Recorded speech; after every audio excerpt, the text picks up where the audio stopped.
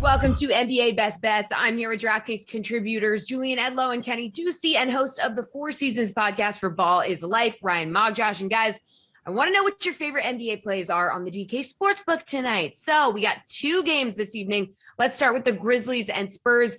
Jules, not really a juicy matchup here, but Grizzlies are 4-point favorites at -109 or -167 on the money line. Of course, you can bank on the Spurs too. So which money line spread bet do you like in this game?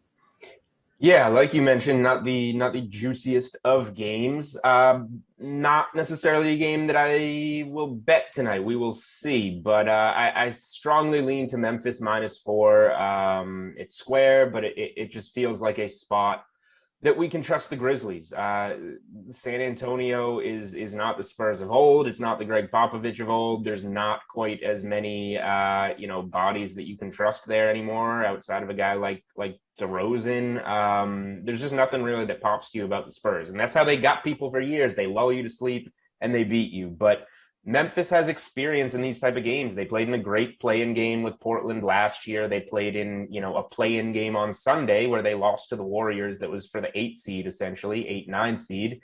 And they were down 17 entering the fourth quarter, and they showed a lot. They took a lead in that game despite the final score kind of not showing that Memphis comeback. So the last two times these teams met, Memphis won pretty handily. I think it was around 30 points the last time. So I will take this young, exciting Memphis team to finally get over the hump and win one of these big games.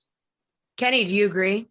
I do think this is a really juicy matchup here. I disagree with Julian. I think that the Grizzlies should be further out from the Spurs here. I think that would make them about 5 or 6 point favorites. So getting -4 is a really good deal to me. When you consider the mismatch that we have in the front court and on both defensive sides, we saw it with the Celtics and the Wizards last night.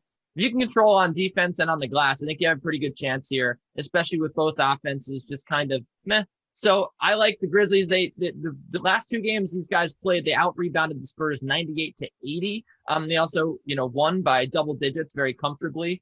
But the biggest thing here is, the Spurs are just looking really lethargic. Over the last 10 games, they had a lot to play for, and they lost 10 of 12, and they also were down in the ranks in defense and rebounding. I think they're 18th in rebounding. So to me, the Grizzlies are a team that can control the glass here. Jaren Jackson coming back late in the season really helps them, and they just have a lot more weapons than the Spurs do. Julian mentioned it. Not a lot of really talented scorers there for San Antonio. And they also, by the way, had almost everybody on their team on the injury report in one form or another over the last week. So I'm not too, really confident that they're going to be 100% healthy. And Trey Lyles is also questionable for this game. So even the Grizzlies -4, I think they really control this game on defense with the stronger of the two and on the glass.